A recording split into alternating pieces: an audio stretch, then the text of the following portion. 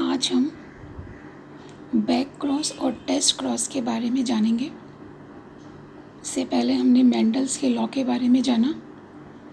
Last हमने independent assortment देखा था कि किस तरह से जब दो पेरेंट्स दो कैरेक्टर्स में डिफ़र करते हैं तो उनके जो कैरेक्टर्स हैं, एक पेरेंट के जो दो कैरेक्टर्स हैं वो इंडिपेंडेंटली दूसरे पेरेंट के दोनों कैरेक्टर्स से यूनाइट होते हैं और हमें नए कॉम्बिनेशंस मिलते हैं।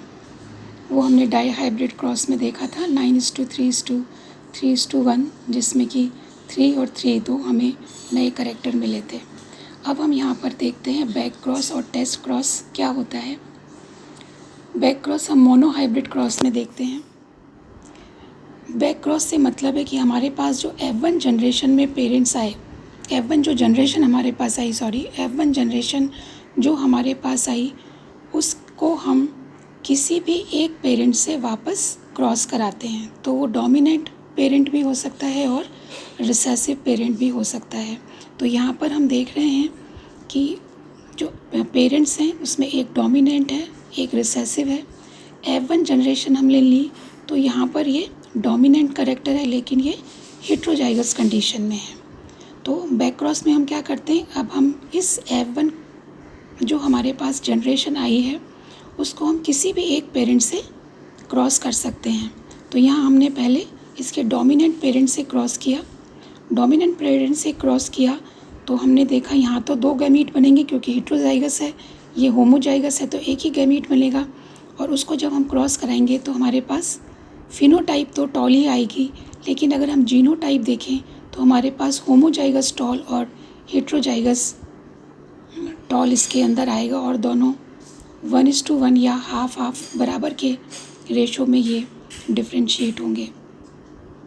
इसके बाद हम देखते हैं कि टेस्ट क्रॉस क्या है। टेस्ट क्रॉस उस क्रॉस को कहते हैं कि जब हम F1 जनरेशन को फिर से रिसेसिव पेरेंट के साथ क्रॉस कराएं। तो ये बहुत समझना हमको है क्लियरली कि बैक क्रॉस में तो हम F1 को किसी भी पेरेंट से क्रॉस करा सकते हैं, चाहे वो डोमिनेंट हो या रिसेसिव हो। लेकिन अगर हम टेस्ट क्रॉस कर रहे हैं तो F1 जनरेशन को हमेशा रिसेसिव पेरेंट से ही क्रॉस कराते हैं।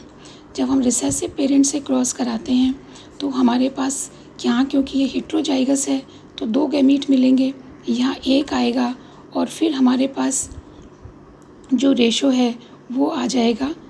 इसको किया तो टॉल है, हेट्रोजाइगस है और फिर एक गैमीट हमारे पास स्मॉल का है, यहाँ भी स्मॉल है तो यहाँ पर फिर ये रिसेसिव प्योर हमें दिखाई देगा और ये डॉफ होगा।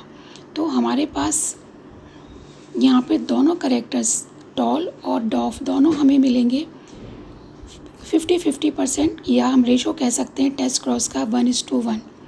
टेस्ट क्रॉस हम तब कराते हैं जब हम पेरेंट्स का नेचर देखना होता है कि वो होमोजाइगस हैं या हेट्रोजाइगस हैं। तो ये फिर से रिपीट कर लेते हैं कि अगर हम बैक क्रॉस कर रहे हैं तो हम F1 जनरेशन को किसी भी पेरेंट से क्रॉस करा सकते हैं, वो डोमिनेट भी हो सकता है, रिसेसिव भी। लेकिन अगर हम टेस्ट क्रॉस कर रहे हैं तो हमें F1 जनरेशन को हमेशा ही रिसेसिव पेरेंट से क्रॉस कराना है, क्योंकि रिसेसिव है तो उसका एक गैमीट होगा और जो हमने F1 जनरेशन ली है उसके क्या गैमीट हैं वो हमको उसके क्रॉसिंग से पता चल जाएंगे। इसीलिए नाम टेस्ट दिया है कि हमने टेस्ट कर लिया कि पेरेंट का नेचर क्या था। और इस टेस्ट क्रॉस को हम डाई हाइब्रिड रेशो में भी बहुत आराम से देख सकते हैं। ये हमने मोनो हाइब्रिड किया जब 1:1 हमें रेशो मिला।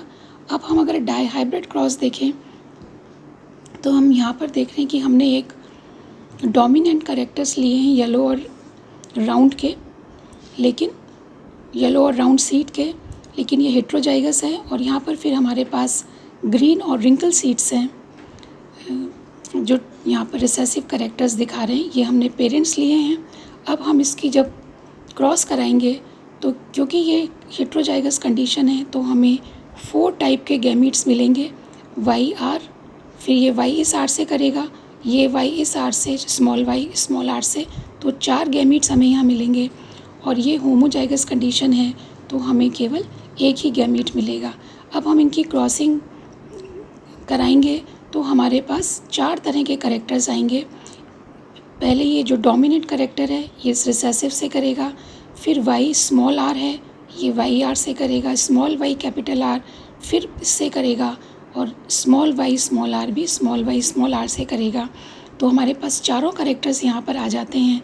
येलो राउंड भी आ जाता है, येलो रिंकल भी आ जाता है, ग्रीन राउंड और ग्रीन रिंकल।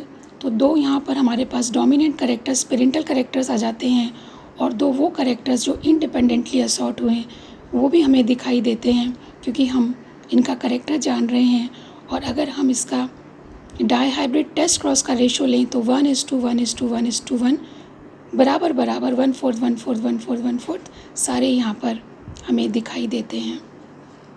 तो इस प्रकार हम किसी भी प्रोजेनी का टेस्ट क्रॉस देख सकते हैं, वो हम मोनो हाइब्रिड में भी देख सकते हैं और डाई हाइब्रिड में भी देख सकते हैं। और बैक क्रॉस जनरली हम करते हैं जब हमें कोई कैरेक्टर पेरेंट्स का जो F1 जनरेशन में नहीं आया उसमें हम फिर से लाना चाहते हैं, तो बैक क्रॉस के जरिए वो चाहे डोमिनेंट कैरेक्टर हो रिसेसिव कैरेक्टर हो जिससे भी हमें ट्रांसफ़र करना है हम कर सकते हैं। और टेस्ट क्रॉस में हम ये पता करते हैं कि किस तरह के पेरेंटल गैमीट्स हैं, उनकी टाइप किस तरीके की है। तो this is about back cross and test cross in genetics. Thank you.